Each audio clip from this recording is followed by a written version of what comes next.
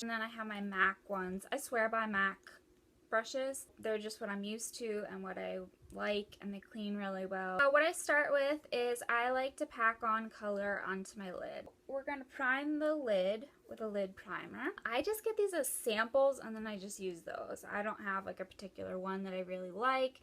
This one is Smashbox Photo Finish blah blah blah blah, but I'll tell you why in a second why it really doesn't matter to me. So the next thing, and this is what I swear by, we're going to take MAC, and this is Cream Color Base is what it's called. It's pearl and it's in frost, and it just comes in a container like this, and I actually put this all over my eye and I use it like a primer. And the reason that I use this is it keeps the shadow from a lot of the fallout that goes underneath your eyes and can kind of make you look like you have dark circles again. And also it is just cost efficient because you're not using as much product because you don't have to keep applying. You really can just press the color on there. Sometimes I just leave it as my brow bone highlight because it is kind of that color. We are going to take MAC Star Violet, and I'm going to take my blender brush and I'm going to just pick up some of this, and you just swirl it around and then just tap it. And what I'm going to do is I'm going to place it right in the corner of the socket and then move it up. Now I'm not going up onto the socket yet, I'm coming across the lid. It's really concentrating the color on the outer corner here because that's where we're going to have it be the darkest. I also wanted to come onto the eyelid. Take your time with blending. Really, some of these MAC shadows that have some shimmer to them, the Volux Pearl. This really has, if you look at it, it's very, comes across really brown on camera. That's weird. In person, it comes across very purple mauve, and then on the eye, it comes across very coppery purple. Don't worry about messiness or going anywhere. We're gonna take Satellite Dream. Can you see it? Can you see it? Hey, can you see it? Can you see it? I'm not going to swirl. I'm just picking up pigment onto my brush, and then I'm going to be patting it onto my eyelid. This is why it's great to put that nice sticky base on there. This looks really great with olive skin because I think that if you go for too dark of a look with this, you can kind of look sunken. Your eyes kind of get sunken in, kind of get like a mean, like strict, stern look to your makeup. And that's not what we're going for. We're just going for a pretty flirty look. Now keep that purple handy because we're going to be using it again. You can either take the same color again. I'm going to take a third color, and it is the Universal Appeal Mineralized Eyeshadow. And this is really cool. So it has like a lot going on in it. And I'm actually just going to take it and swirl it on my blending brush. It's really cool. And what I'm going to do is I'm going to take it a little bit closer onto my lid, but I'm going to blend out the color that we already put on, but also blending it with the purple. And I am blending this on the orbital bone so it is visible when I shut my eye. We're going to go ahead and take our purple again. This time I'm going to take the tip of this brush, kind of circular, and get that purple on here. Now sometimes I will just take a liner brush and use this purple underneath, but I'm really going for like a real smoky look. What I do is I take this, and what this feels like is kind of just pressing it into my eyelashes. If I get too crazy with the purple, it will look like an under eye circle. Have no fear. I understand it's really messy still right now. I wish I had lights for you guys, but they're packed up, so I apologize for the shadow.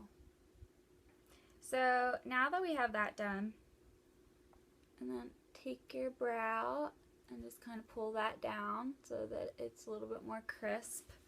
So next thing we're going to do is we're going to put some eyeliner on. I feel like I'm going to throw up. Oh. I'm just going to use a black, it's called Black Tide Velvet. It's just a black shimmery, which it doesn't really pick up the shimmer if you're just using it as eyeliner. And I'm using a 266 brush for this. And what's great about this is that when you use this, you can just press it into your eyelashes. And then when you get to the other side, you can kind of just use it just in these tiny little strokes. Now, for those of you that have two different eyes, which is me, you want to try your best on the top lid to mimic each other. For instance, my lid slopes very much on this one, and this lid is more shaped like an oval. So I tend to make a tinier line on this and a little bit thicker line on this. So we're doing some optical illusions. Okay. I'm going to do a little bit of a winged look today, but I'm not going to do that until after we put our lashes on. So as far as underneath, I am just going to press a little bit of that into my lash line. Go about 1/4 to halfway.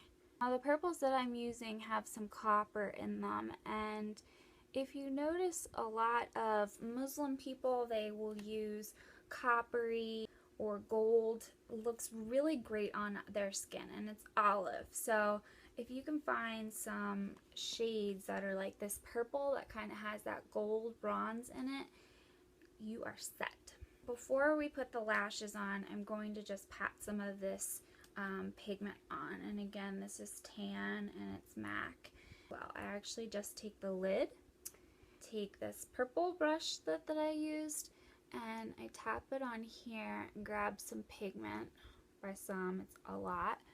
And then I pat this just in the center of my lid. And I'm not moving it around at all, I'm just patting it on. This is just gonna brighten up your eyes and not give you that hooded look anymore. I'm gonna do a coat of my Define-A-Lash. Do you see that pigment on there, how pretty that is? I feel like people are a little bit afraid to play around with pigments and color and glitter. So, but that's like a really great way to kind of get out of your box. Like if you use brown all the time, get a brown pigment and get it with like a little bit of shimmer in it. I'm gonna go ahead and give my eyelashes a little pump here because, as I've said in almost all my videos, my eyelashes stick completely straight out. And you just want to get as close to the lash line as possible and then just give it a couple pumps. We're not